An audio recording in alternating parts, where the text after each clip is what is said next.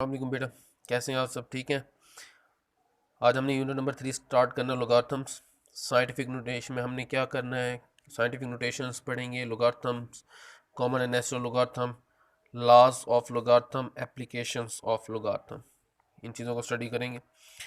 सबसे पहले हम बात करते हैं कि अब से पहले जब लॉगरिथम को इंट्रोड्यूस नहीं करवाया गया था तो बहुत बड़ी बड़ी वैल्यूज़, कॉम्प्लिकेटेड वैल्यूज़ को कैलकुलेट करते हुए बहुत ज़्यादा प्रॉब्लम्स होती थी। कैसे? जैसे हमारे पास ये वैल्यू है, ये हमारे पास ग्राम 0.000000000017 ग्राम, ये हमारे पास वेट है हाइड्रोजन एटम का। और the distance from the earth to the sun is 150 million kilometre approximately, तकरीबन। यानी ये वैल्यूज़ थी। अब अगर इसे किसी न्यूमेरिकल में या किसी भी जगह सॉल्व करने बैठें तो हर दफ़ा ये वैल्यू लिखते वक्त गलती यानी मिस्टेक्स की गुंजाइश, मिस्टेक हो सकती है। कहीं भी हम काउंटिंग मिस्टेक कर देंगे, कहीं ज़ीरो कम लिख दें, कहीं ज़ीरो ज़्यादा लिख दें। तो इस कॉम्प्लिकेशन को ख़त्म करने के लिए जो इंट्रोड्यूस हुई थी वो हुई थी लोगार्थम। और लोगार्थम सबसे पहले अबू मोहम्मद मूसा अल ख्वारज़मी ने इंट्रोड्यूस करवाई थी। सबसे पहला आइडिया जो पेश किया था वो इसने पेश किया था, मुस्लिम साइंटिस्ट था। उसके बाद later on in the 17th century में जॉन नेपियर ने अपने इसके काम को एक्सटेंड किया, यानी बढ़ाया लॉगरिथम पर, और उसने लॉगरिथम की टेबल्स बनाई, तैयार की। लॉगरिथम की टेबल्स जो है वो आपके पास अलग से शॉप से भी आपको मिल जाएंगी, लेकिन फ़िलहाल हम बुक से देखेंगे। ये लॉगरिथम टेबल है, ये एंटी लॉगरिथम है। ज़ीरो से स्टार्ट होगा ये 49, और फिर ये ज़ीरो से आएगा हमारे पास 99 तक। और ये हमारे पास लॉगरिथम टेबल है, ये 10 से स्टार्ट होगा, ये इसी तरह, और ये 99 तक। ये लॉगरिथम और एंटी लॉगरिथम टेबल्स स्टार्ट बनाई। फिर उसके बाद he used e as the base for the preparation of logarithm table. Professor Henry Briggs had a special interest in the work of John Napier.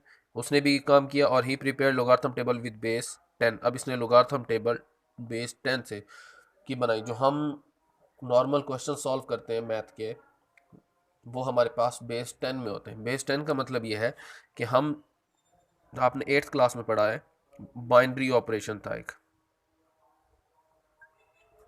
उसमें सिर्फ दो नंबर यूज़ होते थे, 0 और 1। एक बेस 5 था,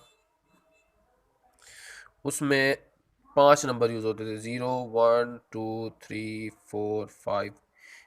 फिर ऑक्टल था, उसमें 0 1 2 3 4 5 6 7 8। अब आ जाते हैं जब बेस 10 होगा हमारे पास, तो इसका मतलब है 10 से नीचे 0 1 2 3 4 5 6 7 8 9, ये 10 हिंट्स है। यानी ये हमारे पास है जो हम यूज़ करते हैं नॉर्मल क्वेश्चन सॉल्व करने में, वो हमारे पास 10 है।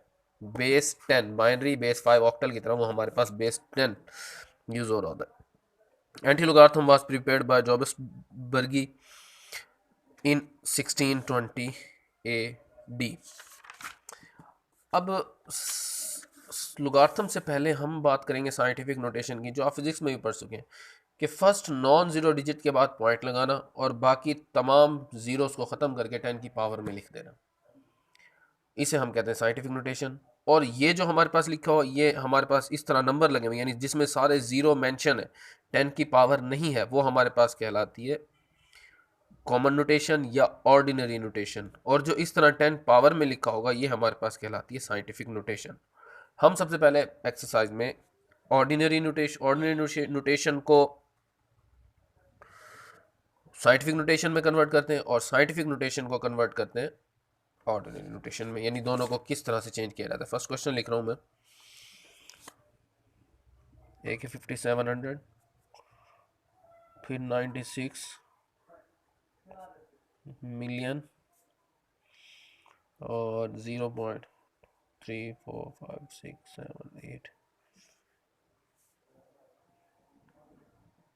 ये हमारे पास है 416.9। इसे कन्वर्ट करना है साइंटिफिक नोटेशन में।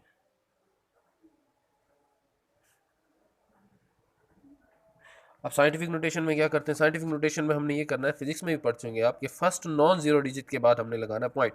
इस वैल्यू में कहीं भी पॉइंट नहीं है, जिसमें पॉइंट नहीं होता उसमें के लास्ट में पॉइंट होगा। तो हम पॉइंट इधर राइट से लेफ्ट की साइड पर ले आते हैं और 5 के बाद ये आ जाएगा 5.7, क्योंकि फर्स्ट नॉन जीरो डिजिट जो है वो 5 है। 5 के बाद पॉइंट आ गया। अब हमने क्या करना है कि पॉइंट कितने हिंस से लेकर आए, 3 हिंस से, तो ये आ गया 10⁻3। इसी तरह इधर पॉइंट इसमें इधर है, ये कॉमास लगे हुए हैं, तो ये आ जाएगा 9.6 इंटू 10⁻1 2 3 4 5 6 और ये 7, यानी ये इधर से हम पॉइंट को इधर से हमने पॉइंट को इधर से इधर शिफ्ट किया है। तो दरमियान में कितने हिंस हैं, 1 2 3 4 5 6 7, तो 10⁻7।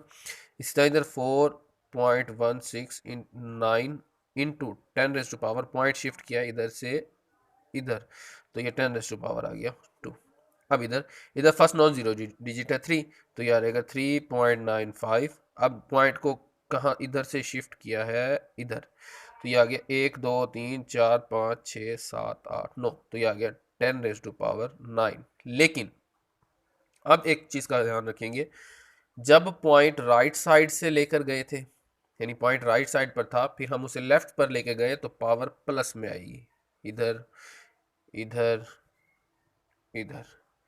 और जब पॉइंट लेफ्ट साइड से राइट साइड पर लेकर आएंगे तो पावर माइनस में आएगी, यानी ये आएगा हमारे पास 10⁻⁻9। बस इस चीज़ का ख्याल रखेंगे कि अगर पॉइंट राइट साइड से लेकर जाएंगे तो पावर प्लस में आएगी, और अगर पॉइंट लेफ्ट साइड से लेकर जाएंगे तो पावर माइनस में आएगी। ये थी हमारे पास साइंटिफिक नोटेशन। अब करते हैं ऑर्डिनरी नोटेशन।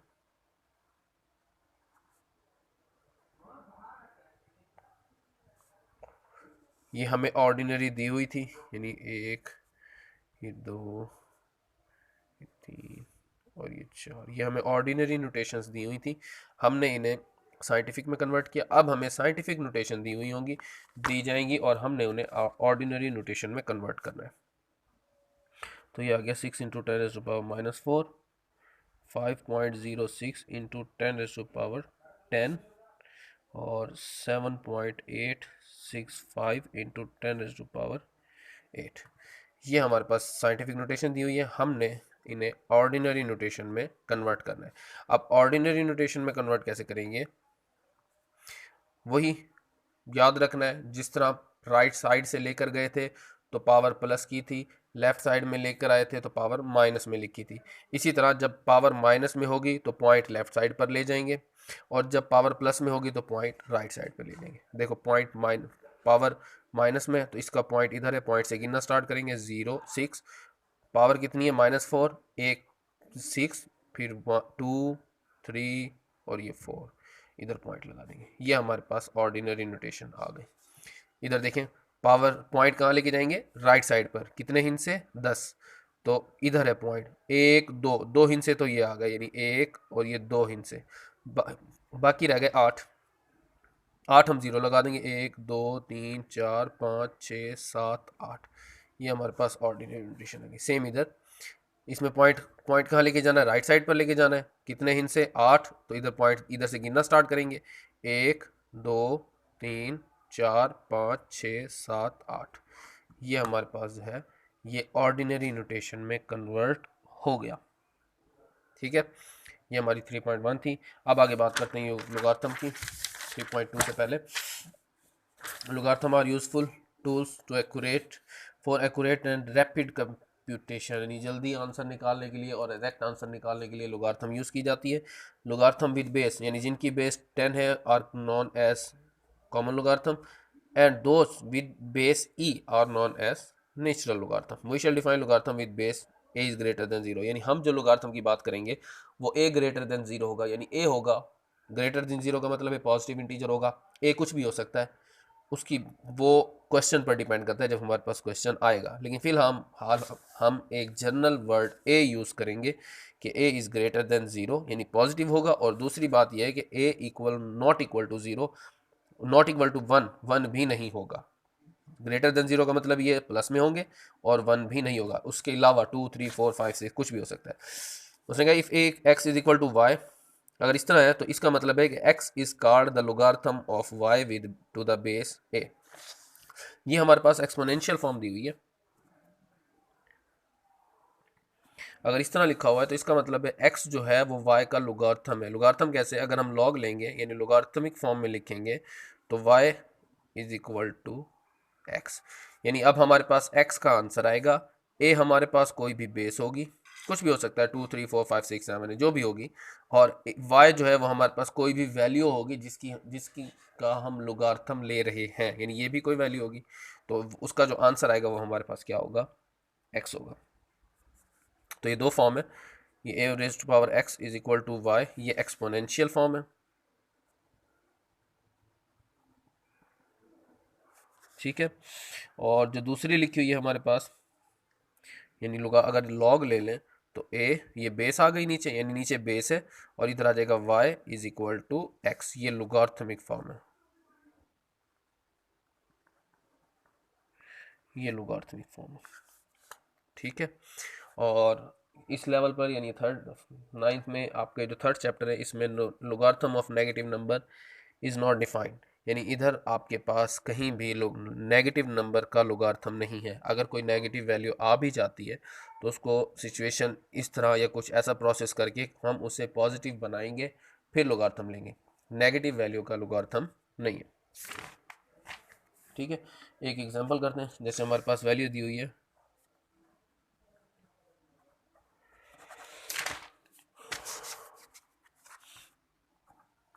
log a 4 2, हमने इसकी वैल्यू फाइंड करनी है। Find the log of 2 to the base 4, 2 का लोगारिथम फाइंड करते हैं। हम इसे लेट करते हैं log 4 2 is equal to x, ठीक है। ये लोगारिथमिक फॉर्म है। अब एक्स, ये देखो, ये लोगारिथम एक्सपोनेंशियल फॉर्म थी, जब इसे लोगारिथमिक में लिखा तो ये वैल्यूज चेंज हो गई। इसी तरह जब हम लोगारिथमिक से वापस एक्सपोनेंशियल में जाएंगे तो वापस चेंज हो जाएंगी। तो मैं इधर वापस एक्सपोनेंशियल फॉर्म में लिख रहा हूँ, तो ये 4x इज इक्वल टू हो जाएगा 2। अब इधर 2 है तो इधर भी बेस में 2 होना चाहिए, तो हम 4 का फैक्टराइजेशन कर लेते हैं। 2 raise to power 2 is equal to 2, 2 raise to power 2x is equal to 2, इसकी पावर है 1। अब दोनों बेस सेम है तो इसका मतलब है पावर्स इक्वल होंगी, 2x is equal to 1 and x is equal to 1/2। तो ये हमारे पास x का आंसर आ गया।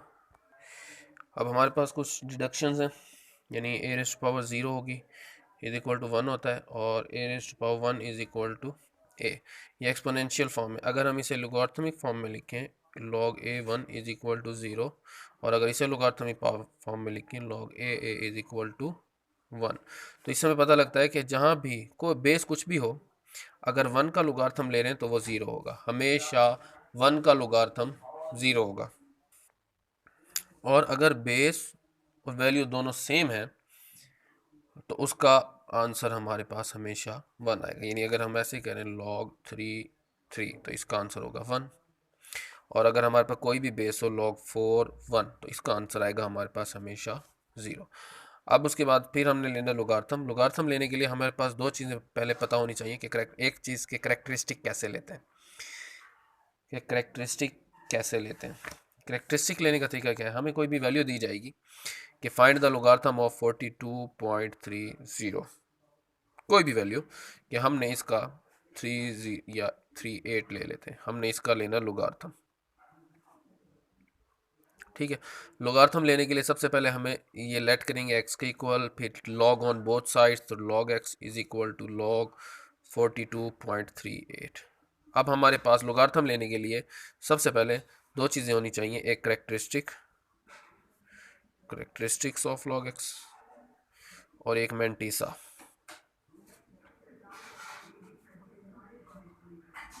करेक्टरिस्टिक्स और मैंटीसा, ये दो चीज़ें होनी चाहिए।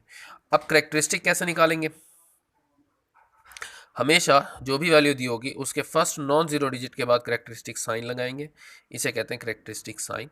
अब हम ये देखेंगे कि करेक्टरिस्टिक साइन और पॉइंट के दरमियान में कितने हिंस हैं, इसके दोनों के दरमियान में एक हिंस है, 2 है। 2 नहीं लिखना, हिंसों की तादाद लिखनी है, कितने हिंस है, 1, तो इसका करेक्टरिस्टिक्स आ गया 1। अब देखेंगे मैंटीसा। मैंटीसा कैसे देखेंगे, मैंटीसा हमेशा फर्स्ट नॉन जीरो डिजिट से स्टार्ट करते हैं, यानी ये 42 लेंगे, 42 को देखेंगे 3 में लोगारिथम टेबल में और डिफरेंस 8 में। अब कैसे,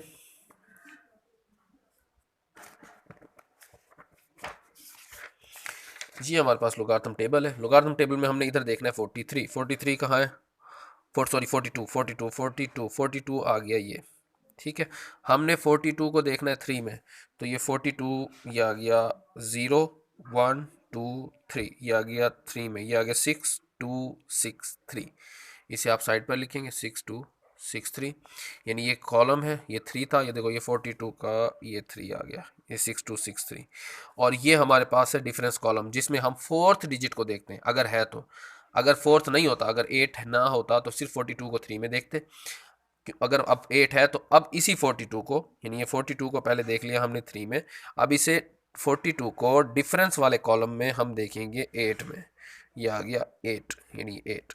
तो इन दोनों को कर लेंगे प्लस, ये आ जाएगा 6271, तो ये आ गया हमारे पास मैंटीसा 6271, जिसे पॉइंट में लिखेंगे हमेशा,